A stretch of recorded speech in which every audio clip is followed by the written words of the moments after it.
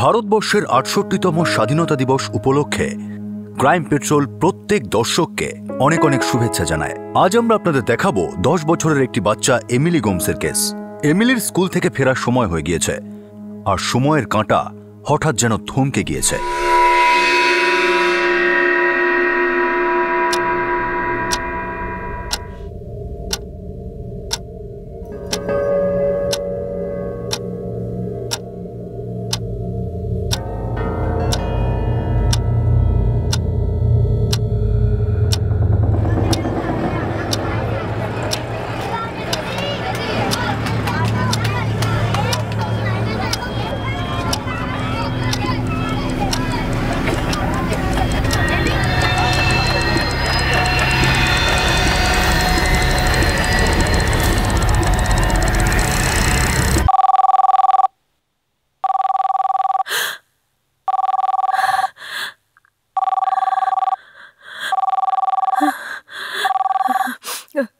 Hello Mary, David. David, বলো। তুমি তো ভয় পাইয়ে দিলে। আরে ৬:২০ হয়ে গেছে, তুমি এখনো এমিলিকে পিক করতে যাওনি? আরে আমি ৬:২৫-এর অ্যালার্ম দিয়ে রেখেছি, তুমি তার আগেই ফোন করেছো। হ্যাঁ, আমার একটু টেনশন হচ্ছিল। আমার মনে হয়েছিল অ্যালার্ম বেজে যাবে আর তুমি উঠবেও না। এতে টেনশনের কি আছে? আচ্ছা ঠিক আছে ঠিক আছে, যখন উঠেই পড়েছো তাড়াতাড়ি যাও, এমিলির বাস চলে আসবে এক্ষুনি। হ্যাঁ হ্যাঁ, যাচ্ছি।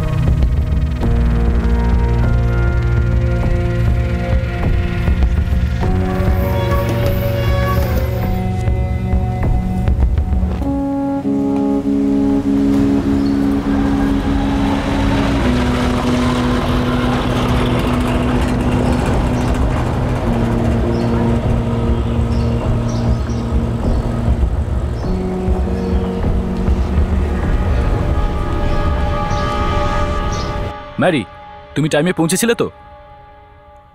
ওকে ওকে।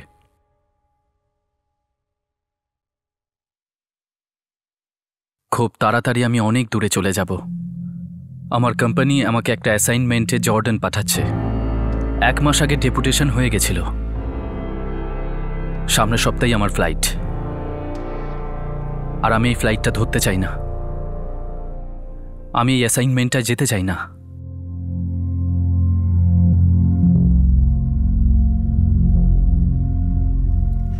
এ ডেভিড, জর্ডান সব ব্রাঞ্চ থেকে মাত্র আমাদের দুজনকে সিলেক্ট করেছে, ভালো না? হ্যাঁ, ইমেল পেয়েছি আমি। ডেভিড, তুই খুশি নস? ৬ মাস রাজেশ, পুরো ৬ মাস ফ্যামিলি থেকে দূরে। আরে ৬ মাস এরম ভাবে কেটে যাবে, আর সব থেকে বড় ব্যাপার এটা একটা ওভারসিজ প্রজেক্ট। আরে সেসব আমার জানা আছে, কিন্তু এই মুহূর্তে আমি ম্যারিকে ছেড়ে ওভারসিজ তো কি পুনে পর্যন্তও যেতে পারবো না। ও এখনো পুরোপুরি রিকভার করেনি। বুঝতে পারছি ডেভিড, কিন্তু কোম্পানি তোকে ব্যাকআউট করতে দেবে না। তুই আমাদের বেস্ট চিফ ইঞ্জিনিয়ার। ডেভিড, আমাদের এই জর্ডানের প্রজেক্টটা গালফ রিজিয়নের সব থেকে বড় প্রজেক্ট। এটা আমাদের কাছে গেম চেঞ্জার। তোমাকে ওখানে না পাঠানোর কথা ভাবতেই পারি না। মাত্র ৬ মাসের ব্যাপার, কিন্তু এই ৬টা মাস ভীষণ দায়িত্বপূর্ণ। আই আন্ডারস্ট্যান্ড স্যার, কিন্তু আপনি খুব ভালো করে জানেন যে ম্যারির ব্রেন টিউমার অপারেশন হয়েছে ১ বছরও হয়নি। ও আমাকে ছাড়া একদিনও ম্যানেজ করতে পারবে না, আর আমাদের বাচ্চারাও খুব ছোট। আর এমন অনেক জিনিস আছে যেটা ম্যারি মনে রাখতে পারে না। ডেভিড, এটা যদি সম্ভব হতো আমি তোমাকে ফ্যামিলির সাথে ওখানে পাঠাতাম, বাট ইউ নো এটা পসিবল নয়। আর এটাও তুমি জানো তোমাকে ছাড়া এই প্রজেক্টটা সম্ভবই নয়।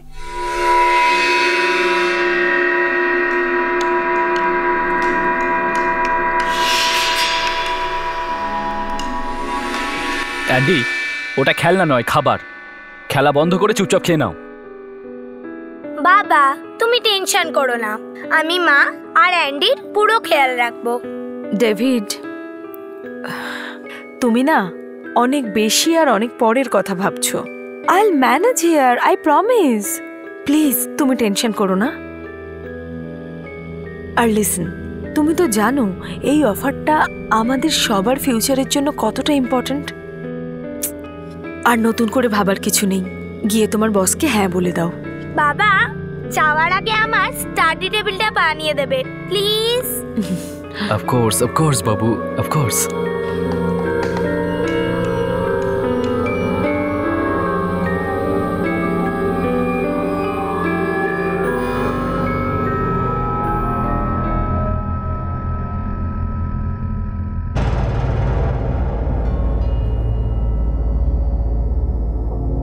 যখন আমি জর্ডানে থাকবো, এখানে যদি কোনোদিন ম্যারি অ্যান্ডি বা এমিলিকে পিক করতে ভুলে যায় তো তখন কি হবে? যদি কিছু একটা হয়ে যায় তখন?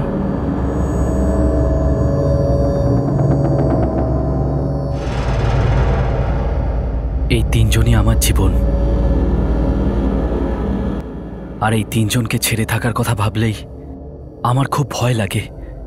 যদি খারাপ কিছু হয়ে যায় তখন? সেটা কি এমন জিনিস যেটাকে আমি ভয় পাচ্ছি সেটা আমি জানি না। আর সেই অজানা ভয় থেকে এদের বাঁচানোর জন্য আমি সবকিছু করব। আর ডেভিড একদম সেই কাজটাই করেছে। যেই যেই জায়গা থেকে তার এই অজানা ভয়ের আভাস মিলছিল সেই জায়গাগুলো সে সিল করে দেয়। ডেভিড সেই সমস্ত কিছুই করে ফেলে যাতে তার স্ত্রী মেরির ঘর সামলাতে সুবিধা হয়। মেরির ভুলে যাওয়া সমস্যার জন্য সে কোনো রকম ত্রুটি রাখতে চাইছিল না। ডেভিড কোনো চান্স নিতে চাইছিল না। সকাল 11:30টার সময় অ্যান্ডির বাস আসে, আর সন্ধ্যে 6:30টায় এমিলির বাস আসে। তোমাকে যেভাবে হোক 6:25-এর মধ্যে বাস স্টপে চলে যেতে হবে।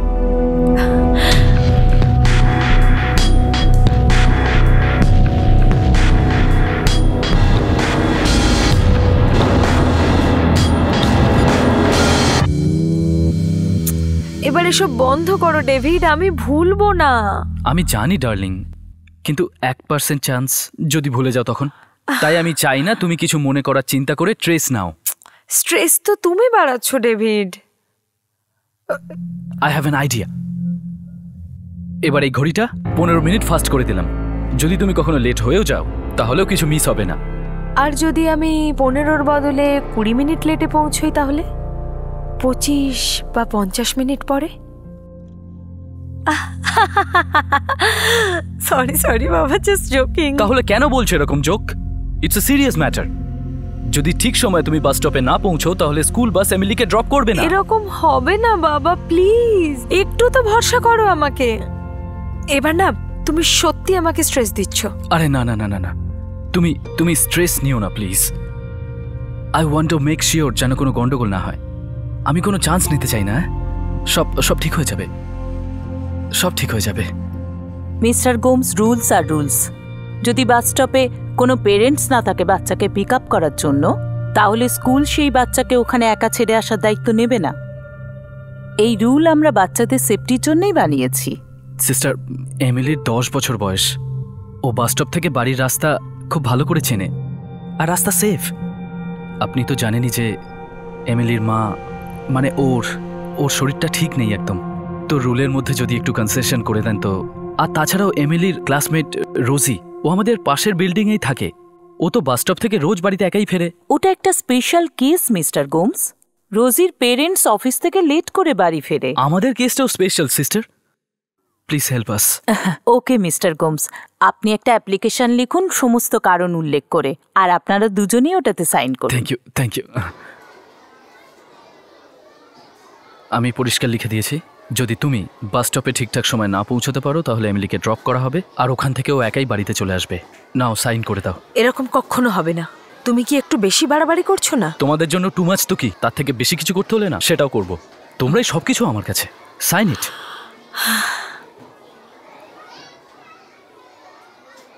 তারপর সেই দিন এলো, যে দিনটা আসুক আমি কোনোদিনই চাইনি। আমার যাওয়ার দিন। সবাই বাড়িতেই ছিল। ডেভিড, টয়লেটের প্যাক করেছো তো? ও গড, আমি ভুলে গেছি। তোমারও ভোলার অভ্যেস আছে। দাঁড়াও আমি আনছি। এই নাও। Thank you. মেরি, আসছে মা। সবাই বাড়িতেই ছিল। এমিলি আর অ্যান্ডি ওদের কাজিন জিমির সঙ্গে খেলছিল। ডেভিড, তোকে এয়ারপোর্টে ছেড়ে দিই? আরে না না মার্টিন, রাজেশ আছেন আমার কলিগ, ও যাচ্ছে আমার সঙ্গে। ওকে, রাজেশও জর্ডানে যাচ্ছে। হ্যাঁ, তুই বলেছিলি। কারেক্ট। মার্টিন, আমি মেরিকে বলেছি যদি কোনো রকম প্রবলেম হয় তাহলে ও আগে তোমায় ফোন করবে। কাম অন ইয়ার ডেভিড, এসব কি আর বলতে হবে? তাহলে ফ্যামিলি কথাটার মানে কি? মার্টিন আমার দাদা, আমাদের সাথে মার্টিনদের খুব ভালো সম্পর্ক। যদি কোনো রকম এমার্জেন্সি হয় মার্টিন সাহায্য করবে। ম্যারির বোন অলিভিয়া আর ওর স্বামী John Fernandez. Happy Johnny David. Thank you John. আর ডেভিড, মেরি, এমিলি আর অ্যান্ডির জন্য টেনশন নিও না, মা থাকবে ওদের সাথে। Thanks Olivia. চলো চলো সবাই, ডিনারের সময় হয়ে গেছে। অ্যানা রেফেলো, ম্যারি আর অলিভিয়ার মা, আমার শাশুড়ি। উনি আমাদের বাড়িতে থাকবেন আমার অনুপস্থিতিতে ম্যারিকে সাহায্য করতে।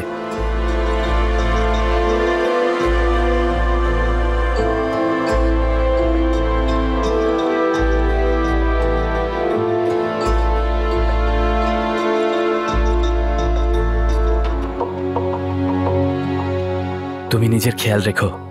তুমিও। আচ্ছা শোনো, বোর্ড করা আর ল্যান্ড করার পর প্লিজ আমাকে ফোন করো। করব। সুইটহার্ট, আমি কার্পেন্টারের সঙ্গে কথা বলে নিয়েছি। ও ম্যাক্সিমাম 1 সপ্তাহের মধ্যে তোমার স্টাডি টেবিল রেডি করে দেবে। নো প্রবলেম বাবা, তুমি শুধু সাবধানে যেও। আমি আছি না, আমি সব ম্যানেজ করে নেব। এবার আমি ভালোভাবে যেতে পারবো। You are my strong girl. হ্যাঁ অ্যান্ডি, বাবাকে মিস করবে?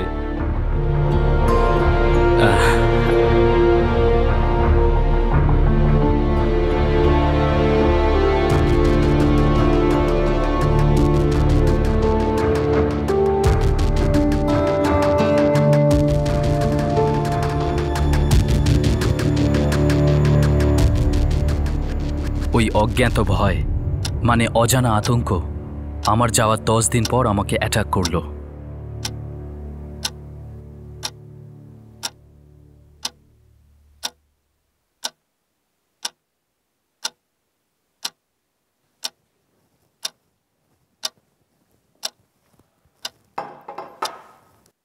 অ্যান্ডি সোনা, খিদে পেয়েছে? কিছু খাবে? না দিদা, খিদে নেই। আচ্ছা।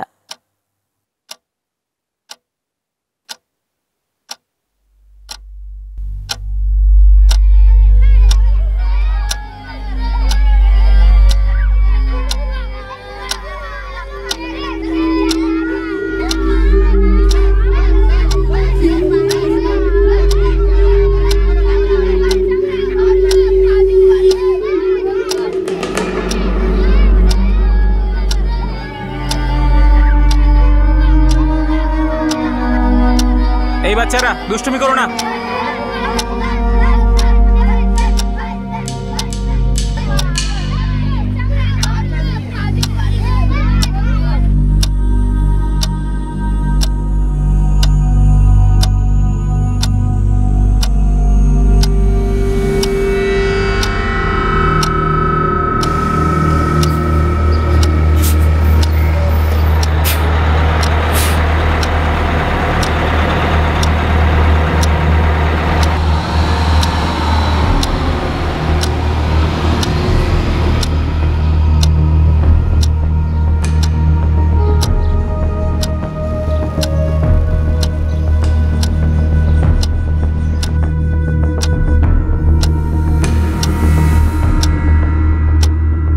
মেরি, মেরি, মেরি, মেরি ওঠো, 6:45 বেজে গেছে, এমিলি এখনো আসেনি।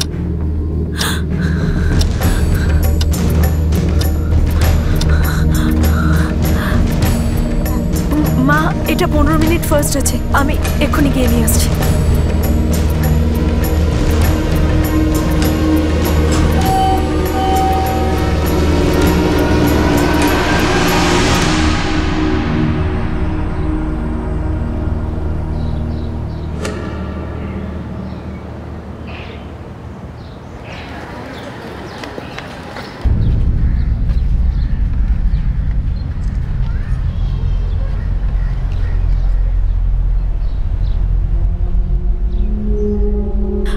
Watchman, madam. এমিলি কমপ্লেক্সে ঢুকেছে?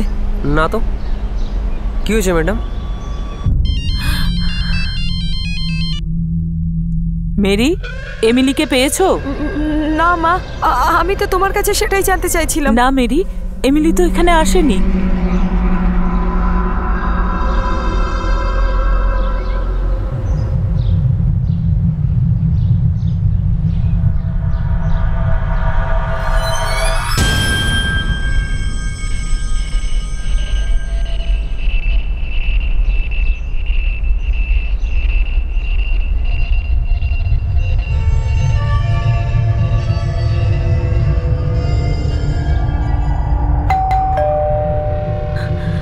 হ্যাঁ অ্যাঞ্জেলা, রোজি বাড়ি এসেছে।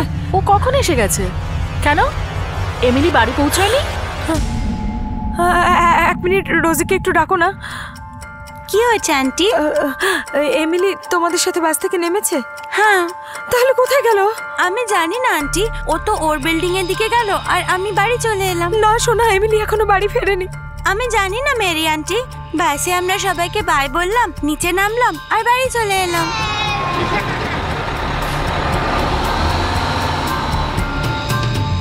তারপর আমি আমার বাড়ি চলে এলাম আর ওর বিল্ডিং এর দিকে চলে গেল। By Rosie.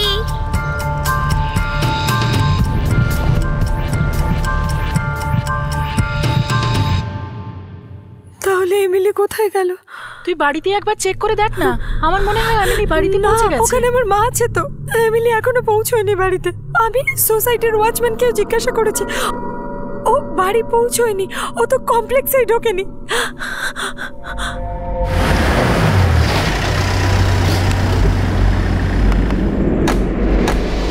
মেরি, মার্টিন, আমার এমিলি বাড়ি এসে। এক মিনিট মেরি, স্কুলে চেক করেছো? হতে পারে স্কুল বাস ওকে ফেরত নিয়ে গেছে। কিন্তু মেরি তো বলছে যে ও স্কুলে অ্যাপ্লিকেশন লেটার লিখে দিয়েছে যাতে এমিলিকে একা আসতে দেওয়া হয়। না মার্টিন, এমিলি বাস থেকে নেমেছিল। ওর বন্ধু আছে না রোজি, আমি ওর বাড়ি গিয়ে জিজ্ঞাসা করেছিলাম। ও বাস থেকে নেমেছিল, কিন্তু এখন দেখো, এরকম তাড়াহুড়ো করে কিচ্ছু হবে না। আমি স্কুলে গিয়ে চেক করছি। ক্রিসি, মেরিকে ঘরে নিয়ে যাও। ভয় পাওয়ার মতো কিচ্ছু হয়নি। আমাদের এমিলিকে আমরা ফিরে পাবো। আমিও যাবো সঙ্গে। চলো। আমার ভুল। আমি অ্যালার্ম দিতে ভুলে গেছিলাম। আমি অ্যালার্ম দিতে ভুলে গেছিলাম। মেরি দেখো, শান্ত হয়ে যাও, সব ঠিক হয়ে যাবে। মার্টিন গেছে না, ও এমিলিকে নিয়ে আসবে। চলো ভেতরে চলো, কেঁদো না।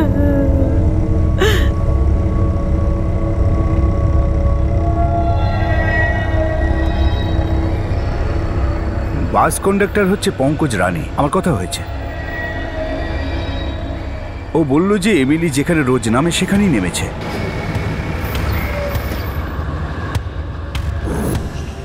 কিন্তু এমিলি বাড়ি তো পৌঁছয়নি। স্যার, আপনি অন্যান্য বাসওয়ালাদের একবার জিজ্ঞেস করুন না। হতে পারে হয়তো ওরা ভুল করে এমিলিকে আবার স্কুলে নিয়ে এসেছে। যদি এখানে নিয়ে আসতো সবার আগে আমিই খবর পেতাম। দেখুন, এখানে সমস্ত বাস ফিরে এসেছে, কিন্তু একটা বাচ্চাও এখানে ফিরে আসেনি। আর আমার কাছে এমিলি গোমসের পেরেন্টসের একটা চিঠিও আছে, যাতে লেখা আছে এমিলি গোমসকে ওই ড্রপ পয়েন্টে যেন একলাই ছেড়ে দেওয়া হয়। হ্যাঁ, আমি বিল্ডিং এর সব ফ্ল্যাট দেখছি। তুমি এসে বাকি বিল্ডিং গুলো চেক করো, ঠিক আছে? মার্টিন আর ডেভিডের বন্ধু সচিন দুজনেই স্কুলে গেছে, কিন্তু এমিলি ওখানেও নেই। মা, ও ফ্রেন্ডের ঘরে খেলতে যেতে পারে। জানি না অলিভিয়া। মেরি ওর ক্লাসমেট রোজির বাড়িতেও গিয়েছিল, কিন্তু ও ওখানেও নেই। রোজি বলেছে যে ও আমাদের সোসাইটির দিকে আসছিল, কিন্তু ওয়াচম্যান বলল যে ও আমাদের সোসাইটির ভেতরেই আসেনি। জানি না কোথায় গেল আমার এমিলি। আমি পরে ফোন করছি মা, হয়তো জন এসেছে।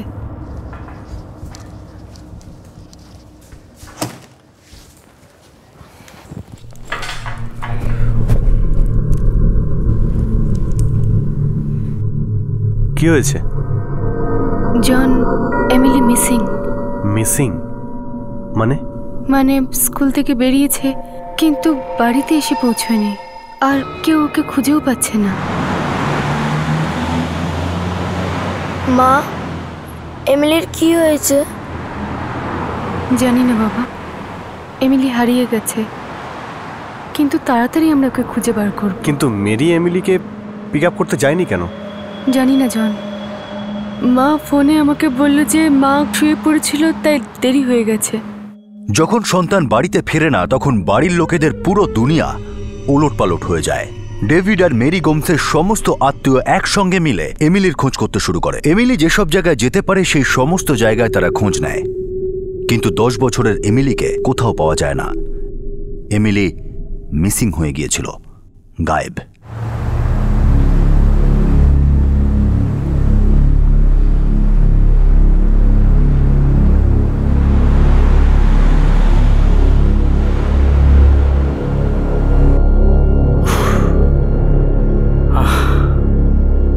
মুম্বাইতে এখন বাজে 9:15। 15 মিনিট পর বাড়িতে ফোন করব, প্রত্যেক দিনের মতো। I am sure Emily, Andy আর মেরি 9:30 বাজার জন্য অপেক্ষা করছে। তবে এমিলি এমনিতে খুব খুশি, ওর স্টাডি টেবিল তৈরি হয়ে গেছে না, তাই ওয়াও, ফটোগ্রাফ পাঠাবে আমাকে।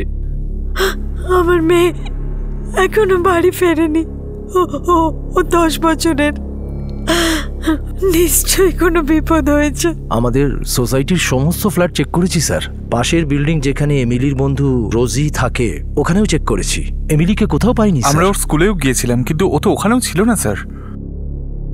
কারো উপর সন্দেহ? কি? আপনার পরিবারের কারোর সাথে কোনো শত্রুতা থাকলে, অথবা আপনি বা আপনার স্বামীর কারোর সাথে ঝগড়া হয়ে থাকলে, বা এমন কেউ থাকলে যে আপনার ওপর রাগ আপনার বাচ্চার ওপর প্রয়োগ করছে, কারো প্রতি কোনো সন্দেহ?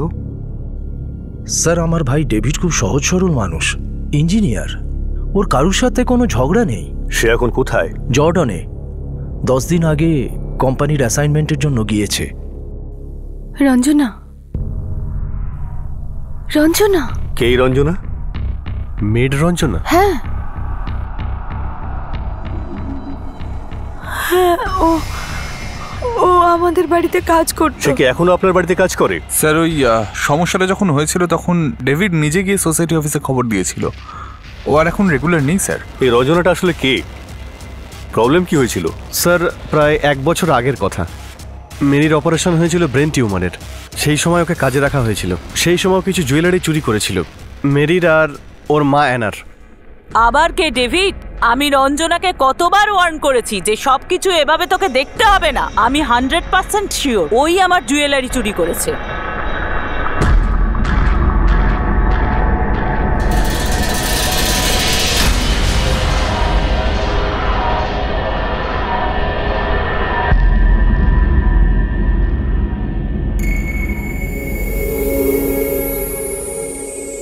ঠিক আছে মা, কাল যখন ও আসবে আপনারা কেউ আর ওর সঙ্গে কথা বলবেন না, আগে আমি কথা বলবো। এইসব কি কথা বলছেন সাহেব? যদি চুরি চুরি করতাম আপনাদের মতন ফ্ল্যাটে থাকতাম, বস্তিতে থাকতাম না।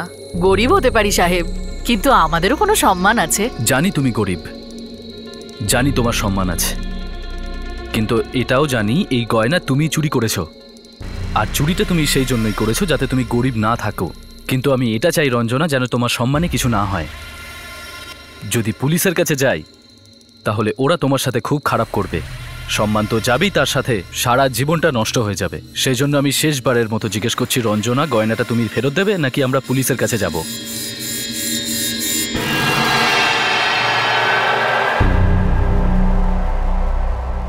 তুমি খুব ভালো কাজ করেছো ওটা ফেরত দিয়ে রঞ্জনা। তুমি যা টাকা পাও আমাকে বলে দাও, আমি তোমাকে সব টাকা দিয়ে দেবো। আর হ্যাঁ, আগামীকাল থেকে আর কাজে আসার দরকার নেই। দ্বিতীয় কথা, এই সোসাইটিতেও কোথাও কাজ খোঁজার দরকার নেই। এই রঞ্জনার মোবাইল নাম্বার আছে আপনার কাছে? না, নেই। আপনাদের কারোর কাছে? আসলে ডেভিড ওকে একটা এজেন্সি থেকে এনেছিল।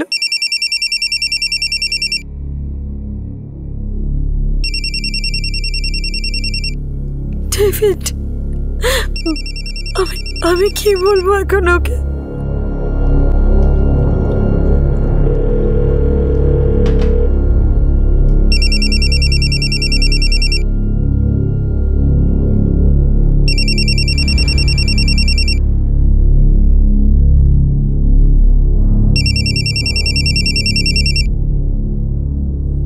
হ্যালো ডেভিড, জন বলছি। হে জন, হোয়াট আ সারপ্রাইজ! তুমি আর অলিভিয়া বাড়ি এসেছো নাকি? হ্যাঁ, আমরা মেরির সঙ্গেই রয়েছি। আচ্ছা শোনো না, ওই যে একটা মেড রেখেছিলে 1 বছর আগে, রঞ্জনা, ওর নাম্বার আছে তোমার কাছে? রঞ্জনার নাম্বার তো আমার কাছে নেই। আরে ইনফ্যাক্ট ওকে তো আমি কোনো এজেন্সি থ্রু হায়ার করেছিলাম, কিন্তু ওর নাম্বার কেন চাই? ম্যারি কোথায়? জন, বাড়িতে সবাই ঠিক আছে তো? ডেভিড, আমাদের রঞ্জনার নাম্বারটা দরকার। আরে কিন্তু নাম্বারটা কেন চাই সেটাই তো আমি জানতে চাইছি। বাড়িতে সবাই ঠিক আছে তো জন? তুমি ম্যারিকে ফোন দাও। আসলে অ্যাকচুয়ালি কি অ্যাকচুয়ালি? তুমি আগে ম্যারিকে ফোনটা তো দাও। জন, তুমি কিছু বলছো না কেন? ম্যারি কোথায়? সব সব ঠিক আছে তো? Emily, Andy? David, Sachin. Sachin? কি কি হচ্ছে সব? ম্যারিকে ফোনটা দাও আগে প্লিজ। ডেভিড, মাথা ঠান্ডা করে শোন। দেখ, এখানে একটু প্রবলেম হয়ে গেছে। কি প্রবলেম হয়েছে? ম্যারির সাথে আমাকে কেউ কথা বলাচ্ছে না কেন? আসলে ভাই, এখানে একটা দুর্ঘটনা ঘটে গেছে। ম্যারি ঠিক আছে তো? হ্যাঁ, মেরি তো ঠিক আছে, কিন্তু ডেভিড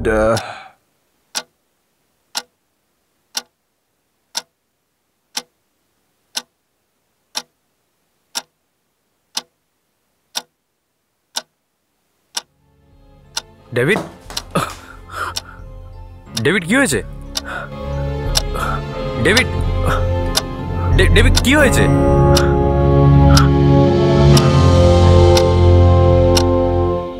এমিলি, কি হয়েছে? এমিলির কি হয়েছে? পার্টনার, এই কলোনির একটা ফ্ল্যাটে যেন বাদ না যায়। আশেপাশে প্রত্যেকটা দোকানে এনকোয়ারি করো, প্রত্যেকটা শিফটে প্রত্যেক ওয়াচম্যানকে জিজ্ঞেস করো, পেপারওয়ালা, সবজিওয়ালা, দুধওয়ালা, চাকর বাকর প্রত্যেককে ডাকো। হোয়াটসঅ্যাপে একটা গ্রুপ বানাও এক্ষুনি। তোমার প্রত্যেকটা লোককে সেখানে অ্যাড করে নাও, প্রত্যেকটা ইনফরমেশন সেখানে আপলোড করে দাও। স্যার, এক্ষুনি করছি। 10 বছরের বাচ্চা, রাত্রি 10টা বাজতে চললো। ঠিক নয়, একেবারে ঠিক নয়।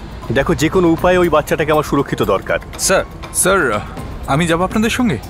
আমি সোসাইটির সবাইকে চিনি। ঠিক আছে, চলুন।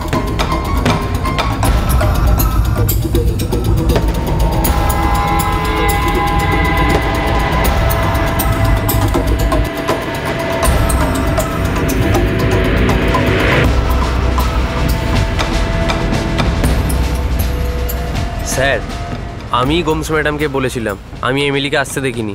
ইয়েস স্যার, মেরি এসছিল এমিলির সম্পর্কে জিজ্ঞাসা করতে।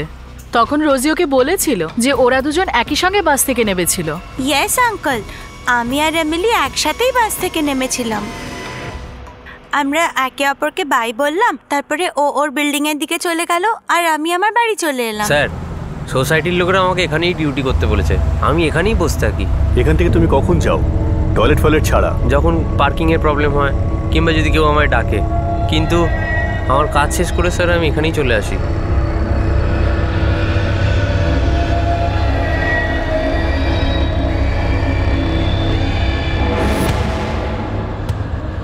এই মেয়েটাকে তো রোজই দেখি, পাশের সোসাইটিতে থাকে, ইয়াসিকা কমপ্লেক্সে। আজ দেখেছিলে?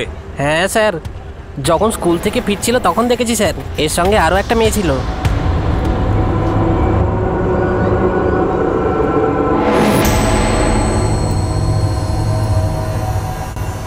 তুমি ওকে সোসাইটির গেটের ভেতর ঢুকতে দেখেছো? স্যার, এত মন দিয়ে তো দেখিনি স্যার। রোজি যখন যায় আজকেও গেছিল হয়তো।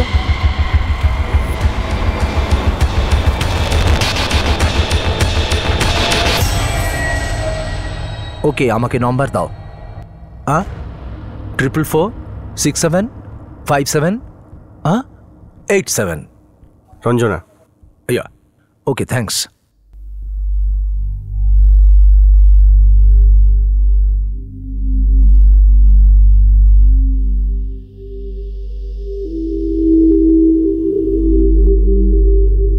কাল সকাল 8টার ফ্লাইট আছে দুবাইয়ের, ওখান থেকে কানেক্টিং ফ্লাইট। আমার এখানে আসা উচিত হয়নি, ওদেরকে একা ছেড়ে আসা উচিত হয়নি, এখানে আসা ঠিক হয়নি, না এলেই ভালো হতো। স্যার, সোসাইটির সমস্ত লোকের সঙ্গে কথা বলেছি, এমিলির ফ্রেন্ডের সঙ্গে কথা বলেছি যে ওই সময় বাসে ছিল। সবাই বলছে যে রোজি আর এমিলি একই সঙ্গে বাস থেকে নেমে নিজের নিজের সোসাইটির দিকে গেছিল। স্ত্রীওয়ালাও দেখেছিল স্যার।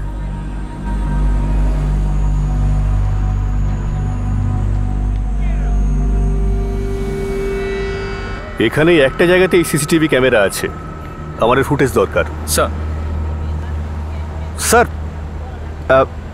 এজেন্সি থেকে ওই রঞ্জনার নাম্বার পাওয়া গেছে।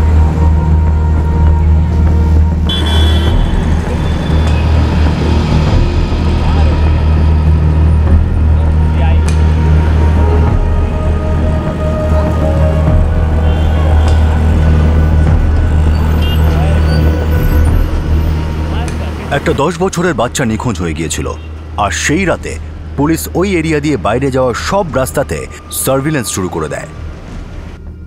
ওই এলাকার সব পুলিশ স্টেশনে হাই অ্যালার্ট জারি করা হয়। সারা রাত পুলিশের সার্চ অপারেশন চলতে থাকে। এমিলির পরিবার 1 সেকেন্ডের জন্য শোয় না। হতাশা আর ভয় নিঃশ্বাস আটকে দিচ্ছিল। এমিলির খবরের জন্য সবাই ছটফট করছিল, কিন্তু এমিলির কোনো খবর পাওয়া যায় না। একটা বাচ্চা এভাবে কিভাবে গায়েব হতে পারে? ওকে কি অপহরণ করা হয়েছিল? স্কুল থেকে ফেরার সময় এমিলি কোথায়, কেন আর কিভাবে গায়েব হলো, এই ভয়ঙ্কর ঘটনার পুলিশের কাছে একটাও সূত্র ছিল না।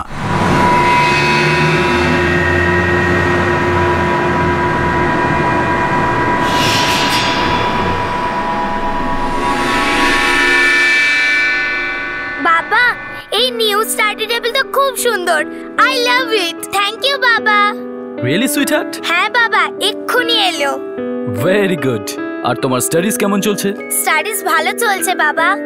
শুধু মা, আমি আর অ্যান্ডি খুব মিস করি তোমায়। আরে আমিও তো তোমাদের খুব মিস করি। সকাল থেকে সন্ধ্যা অবধি ওয়েট করি যে কখন তোমাদের সঙ্গে কথা বলবো। আমাকে দে না। 1 মিনিট অ্যান্ডি। বাবা, অ্যান্ডি তোমায় কিছু বলতে চায়। হ্যালো বাবা। হাই বাবা, I love you. Me too বাবু, মি টু। Me two.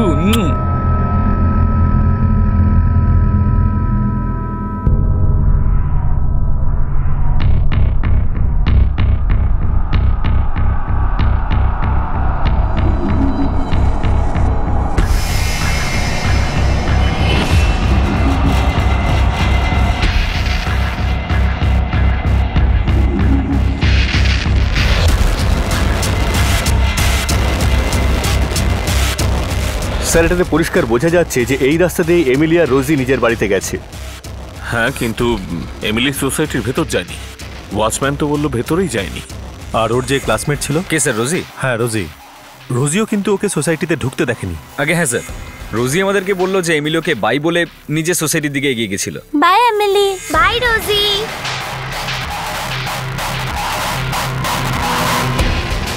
অদ্ভুত লাগছে ব্যাপারটা। বাচ্চাটা রোজকারের মতো সোসাইটির দিকে এগিয়ে যায়, অথচ ভেতরে ঢোকে না। যদি ঢুকেও থাকে, ওয়াচম্যান বলছে এন্ট্রি হয়নি। ওয়াচম্যানকে ভালো করে জিজ্ঞেস করেছি স্যার, বললো আসেইনি। ওর ব্যাকগ্রাউন্ডে চেক করেছি, একদম ক্লিন আছে। আর ওই কাজের মেয়েটি রঞ্জনা? স্যার, আমার মনে হয় না ও ইনভলভ আছে। না সাহেব, মিথ্যা কথা বলছি না সাহেব। আমি ওর ঘরে চুরি করেছিলাম সাহেব, কিন্তু ধরা পড়ে যাই। কিন্তু তারপর ওই সোসাইটির আশপাশে কখনো যাইনি। বাচ্চাটার সঙ্গে কি করেছো রঞ্জনা? আমি জানি না সাহেব। তোর চুরি ধরা পড়ার পর যদি আমাদের এখানে তোকে নিয়ে আসতো, তাহলে তুই আমাদের ওষুধের স্যাম্পল দেখতিস। আর মনে রাখিস, আমাদের ওষুধ কিন্তু ভীষণ কড়া। যার বলবে তার দিব্যেই খাবো সাহেব।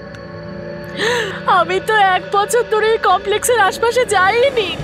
আমি তো কাল সারা সন্ধে অন্য বাড়িতে কাজ করছিলাম। অতিথিরা ছিল সাহেব, তাই বেশিক্ষণ থাকতে বলেছিল। ওই বাড়িটা ঠিকানা লেখ।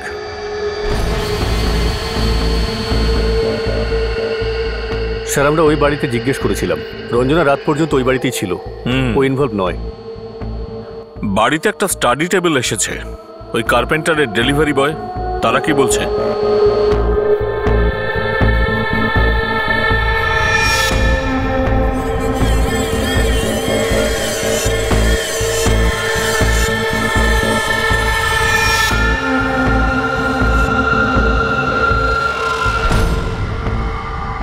দুজনেই ক্লিন স্যার, কোনো ক্রিমিনাল রেকর্ড নেই। ঘটনার দিনে দুজনে কাজেই ছিল। কিছু তো নিশ্চয়ই আছে যেটা এই মুহূর্তে আমরা জানি না, কিন্তু খুব তাড়াতাড়ি জানবো। আই থিঙ্ক ও হয়তো চেনাশোনা কাউকে দেখেছিল যে ওকে ওখান থেকে নিয়ে গেছে। কিডন্যাপ? Yes sir, kidnap.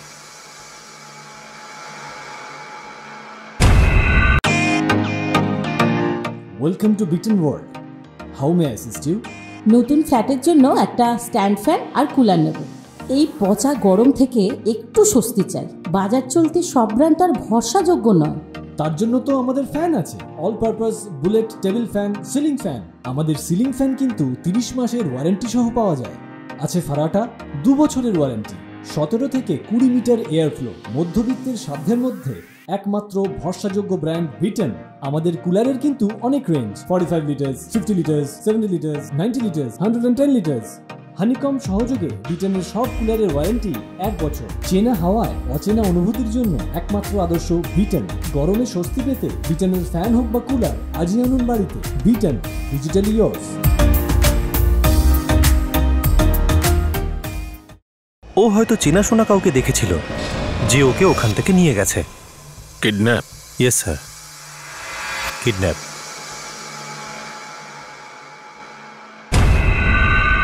দিদা, এমিলি কোথায়? সোনা, ও বাইরে গেছে, চলে আসবে। প্লিজ এভাবে নিজের উপর টর্চার করো না মেরি। কিছু খেয়ে নাও। কিচ্ছু খাবো না আমি, যতক্ষণ না আমার এমিলি ফিরে আসছে আমি কিচ্ছু খাবো না। দেখো ডেভিড আসবে, তোমাকে তার জন্য তৈরি থাকতে হবে। কোন মুখে দাঁড়াবো ওর কাছে? কি বলবো ওকে? কত চেষ্টা করেছিল ও আমাকে মনে করানোর, এমিলিকে ঠিক সময় আনতে। আমি কি করে ঘুমলাম, আমি কি করে ভুলে গেলাম। এত চিন্তা করো না, যা হবার তা হয়ে গেছে। বিলিভ মি, আমরা সবাই প্রে করছি এমিলিকে আমরা পেয়ে যাব। কি করে ফিরে পাবো ওকে? কোথায় খুঁজবো?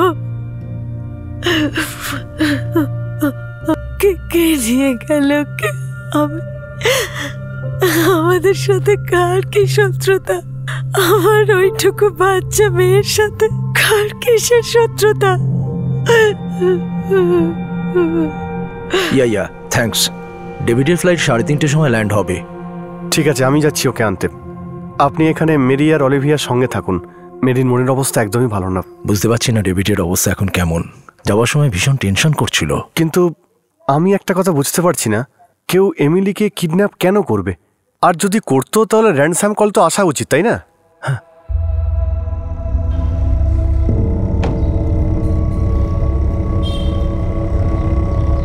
স্যার, এটা ওই ইস্ত্রিওয়ালার দোকান। ওই দুটো বাচ্চাকে এদিকে যেতে দেখেছিল।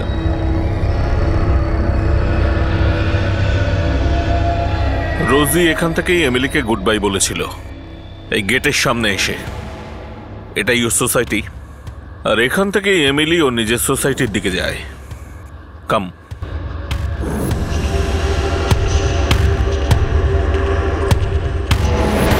এমিলি বিল্ডিং অবধি এসেছিল নিশ্চয়ই, কিন্তু বিল্ডিংয়ে ঢোকেনি। রাইট, ওয়াচম্যান তো দেখেনি।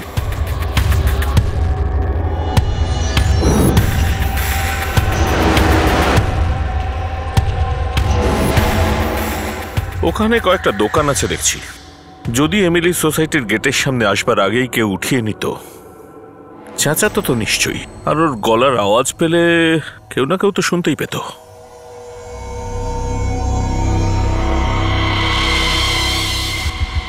হতে পারে যে ও গেটের ভেতরে যাওয়ার বদলে এখানে এই রাস্তায় এসেছিল, বা কেউ নিয়ে এসেছিল। এখান থেকে কোথাও অন্য কোথাও চলে গেছে বা নিয়ে গেছে। স্যার, হয়তো এই রাস্তায় কোনো গাড়ি দাঁড়িয়েছিল যাতে ওকে নিয়ে যাওয়া হয়। এই এলাকার যত ট্রাফিক জাংশন আছে, কালকে রাতের সমস্ত সিসিটিভি ফুটেজ আমার চাই।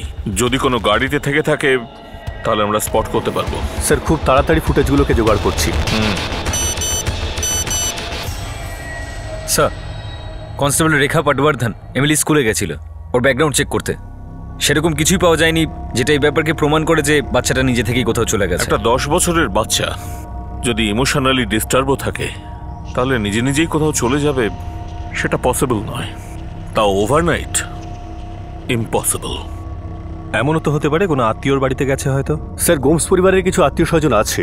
মেরির বোন অলিভিয়া, তার হাজবেন্ড জন, মেরির মা অ্যানা, ডেভিডের বড় ভাই মার্টিন আর তার স্ত্রী গ্রেসি। এরা সকলেই এখন এমিলির বাড়িতেই রয়েছে। তাহলে এমিলি কার বাড়ি গেছে? স্যার, অ্যাকচুয়ালি বাড়ি ফেরার সময় এমিলি বেশ ভালো মুডে ছিল। ওর স্কুল ফ্রেন্ড রোজি আমাকে সে ব্যাপারে বলেছে। আচ্ছা, এমিলি কি কোনো ব্যাপার নিয়ে ডিস্টার্ব ছিল বা চুপচাপ ছিল? না আঙ্কেল, এমিলি তো খুব হ্যাপি ছিল।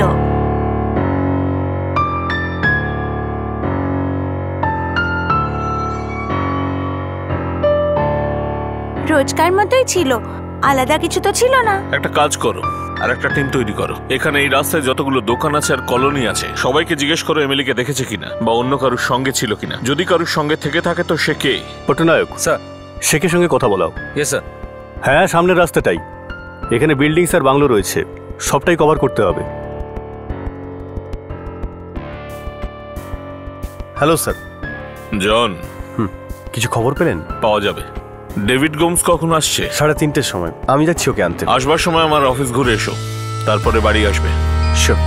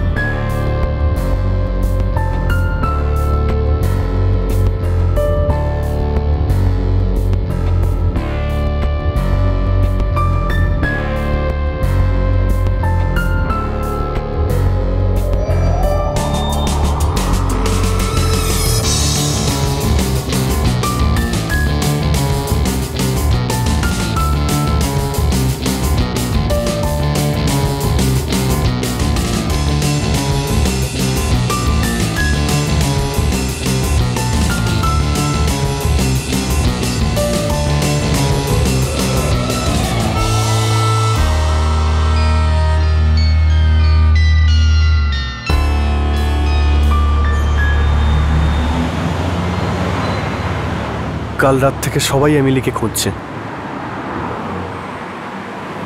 বাড়ি যাওয়ার আগে ডিসিপির সঙ্গে দেখা করতে হবে। তোমার জন্য উনি অপেক্ষা করছেন। তোমার ওভারসিজ প্রজেক্ট নিয়ে খুব চাপে ছিল তো? তোমার অফিস থেকে জানলাম। আমি আমার ফ্যামিলিকে একা রেখে একদমই যেতে চাইনি স্যার। আমার ওয়াইফ মেরি ব্রেন টিউমারের অপারেশন থেকে ফুললি রিকভার এখনো হতে পারেনি। তো এবার বলো, জর্ডান থেকে ফিরে আসার জন্য যা খুশি করতে পারো? আমি বুঝলাম না স্যার। বোঝাচ্ছি। ডেভিড, তোমার মেয়ে তোমার সোসাইটির গেট পর্যন্ত এসেছিল, তারপর এমন কাউকে দেখে যে তার সঙ্গে চলে যায়। যদি সে অপরিচিত বা অজানা কেউ হতো তাহলে এমিলি চেঁচা। তাহলে আপনি এটা বলছেন স্যার আমি নিজে আমার মেয়ে এমিলিকে কিডন্যাপ করিয়েছি যাতে আমার কোম্পানি আমায় জর্ডান থেকে ফেরত পাঠিয়ে দেয়। Welcome to Beaton world. How may I assist you? নতুন ফ্ল্যাটের জন্য একটা স্ট্যান্ড ফ্যান আর কুলার নেব।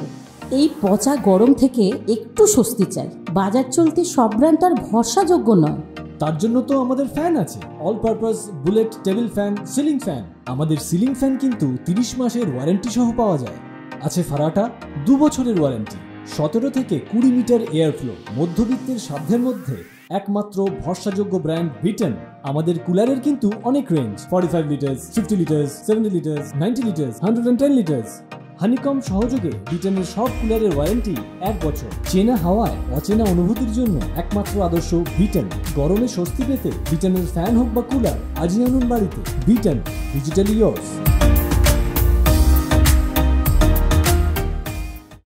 যদি সে অপরিচিত বা অজানা কেউ হতো তাহলে এমিলি চেঁচাতো। তাহলে আপনি এটা বলছেন স্যার আমি নিজে আমার মেয়ে এমিলিকে কিডন্যাপ করিয়েছি যাতে আমার কোম্পানি আমায় জর্ডান থেকে ফেরত পাঠিয়ে দেয়। আমি তো তোমায় সহজ একটা প্রশ্ন করেছি ডেভিড গোমস। আপনি নিশ্চয়ই এরকম ভেবেছেন তাই আমাকে জিজ্ঞেস করলেন, কিন্তু এখানে আমার ভাবনা আমার মাথা সব সব খারাপ হয়ে গেছে স্যার। আমার মেয়ে এমিলি স্যার আমার প্রাণ, ও নিখোঁজ স্যার। সেটাই হলো যার যার ভয় ছিল। তার মানে তুমি জানতে এমিলিকে কিডন্যাপ করা হবে, কিন্তু এই ভয়টা পেয়েছিলে কেন? জানি না স্যার, এক অচেনা অজ্ঞাত ভয় ছিল যে খারাপ কিছু হতে পারে। দেখুন সেটাই হলো। কেউ আমার মেয়েকে কিডন্যাপিং কেন করবে স্যার? কে কি পাবে এটা করে?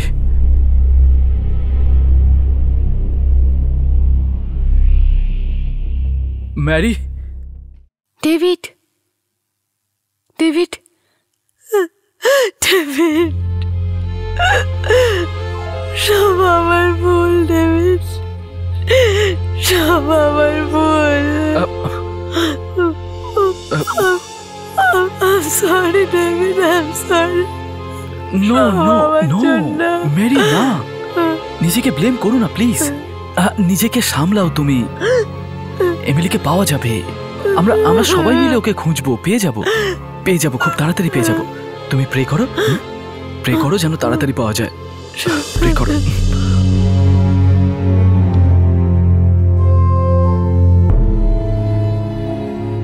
এমিলি গায়েব হয়েছে 2 দিন হয়ে গেছে। পুলিশ লার্জ স্কেল ম্যানহান্ট করার সত্ত্বেও এমিলির বিষয়ে কোনো খোঁজ খবর পাওয়া যায়নি। সময়ের কাঁটা এগিয়েই চলেছে, উত্তেজনা বেড়েই চলেছে। আলাদা আলাদা পুলিশ টিম ভিন্ন ভিন্ন অ্যাঙ্গেল নিয়ে কাজ করছিল, কিন্তু এত কিছু করা সত্ত্বেও কোনো লিড হাতে আসছিল না।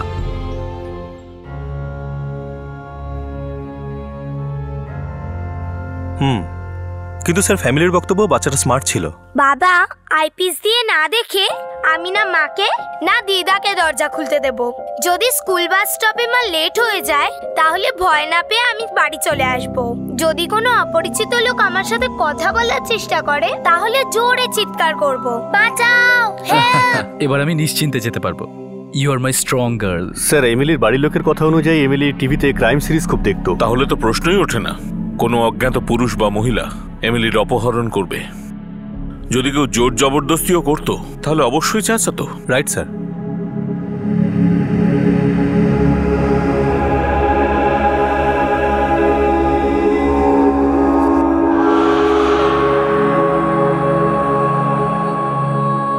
মেরি, এবার আমাকে আর জনকে বাড়ি যেতে হবে। কাল সকালে আমরা তাড়াতাড়ি চলে আসবো, ওকে?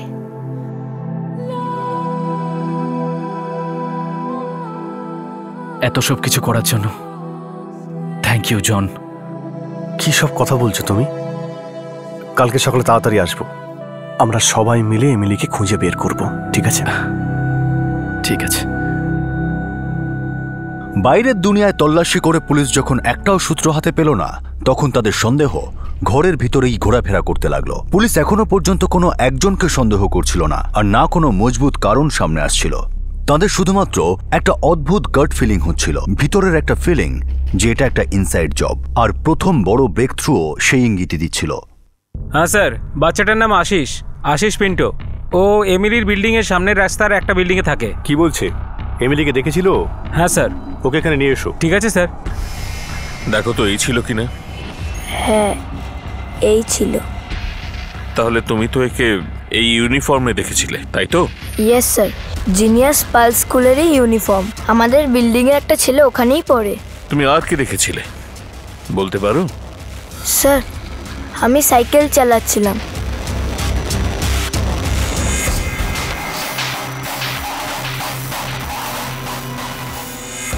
ওই যে সেই লোকটা এমিলি যার সঙ্গে কথা বলছিল, তুমি তাকে চেনো? ওকে চিনি না।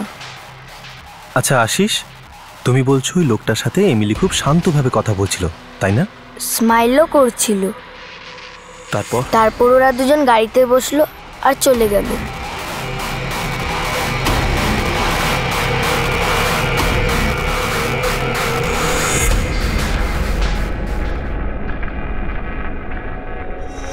গাড়ির কালার কি ছিল বাবু?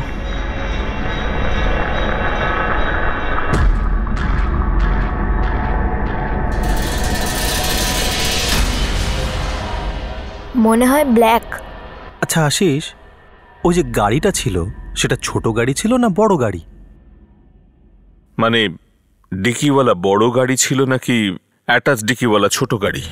ছোট গাড়ি স্যার।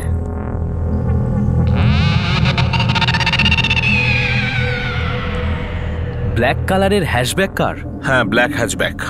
আপনাদের সার্কেলে কারোর ব্ল্যাক হ্যাচব্যাক গাড়ি আছে? কেউ একজন এমিলিকে ব্ল্যাক হ্যাচব্যাক গাড়িতে যেতে দেখেছে। হয়তো এমিলি সেই লোকটিকে চিনতো, নর্মালি কথা বলছিল। স্যার এখন ইমিডিয়েটলি তো আমার মনে পড়ছে না কার কাছে ব্ল্যাক হ্যাশব্যাক কার আছে। নিজের মাথার উপর একটু জোর খাটান mister Gomes, this is very very important. Yes sir.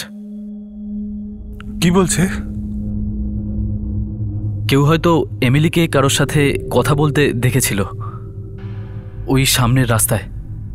তারপর ওকে একটা ব্ল্যাক হ্যাশব্যাক গাড়িতে করে নিয়ে কোথাও চলে গেছে। কে ছিল সে? জানি না ম্যারি, শুধু এটুকু জানি যে একটা ব্ল্যাক কালারের গাড়ি ছিল।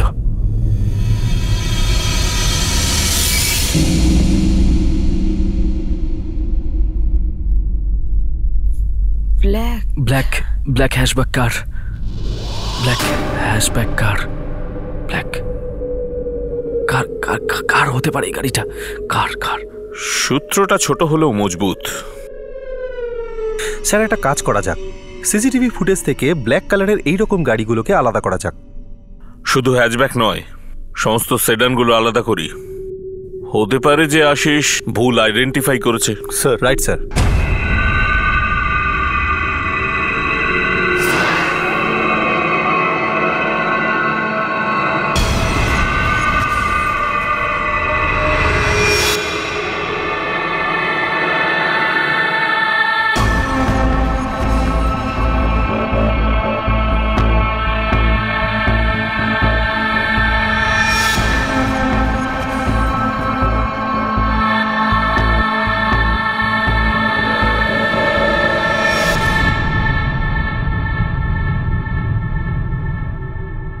তথ্যের সুতো সরু ছিল ঠিকই, কিন্তু মজবুত ছিল। একটা জিনিস তো পরিষ্কার ছিল যে এমিলি পরিচিত কারোর সঙ্গেই কথা বলছিল, নর্মাল রেগুলার কথা হচ্ছিল, আর তারপর সে নিজের ইচ্ছেতেই ওই মানুষটির সঙ্গে চলে যায়। এমিলি গেলেও কোথায় গেল, ফিরল না কেন, আর কে ছিল ওই ব্যক্তি? এমিলির বাবা ডেভিডের একটা অজ্ঞাত অজানা ভয় ছিল যে খারাপ কিছু হতে পারে, হয়তো কোনো ভুল হতে পারে। এই কেসে অপরাধী অজানা কেউ ছিল না, এই বিপদটাও অচেনা ছিল না। এই কাজটা কোনো চেনাশোনা কেউই করেছিল, কোনো কাছের মানুষ। কারণ একটা ব্যাপার তো পরিষ্কার ছিল যে এমিলি অপরিচিত কারোর সাথে কথা পর্যন্ত বলতো না। সে খুবই স্মার্ট আর বুদ্ধিমান বাচ্চা ছিল, কিন্তু পরিচিত কোনো ব্যক্তি ওর জন্য ওঁত পেতে বসেছিল, আর সুযোগ পেয়েই ওর উপর ঝাঁপিয়ে পড়ে ওকে অপহরণ করা হয়। এমিলি গোমস মিসিং কেসের বাস্তবটা কি ছিল এটা আমরা জানবো আগামী পর্বে এই কেসের দ্বিতীয় তথা শেষ ভাগে।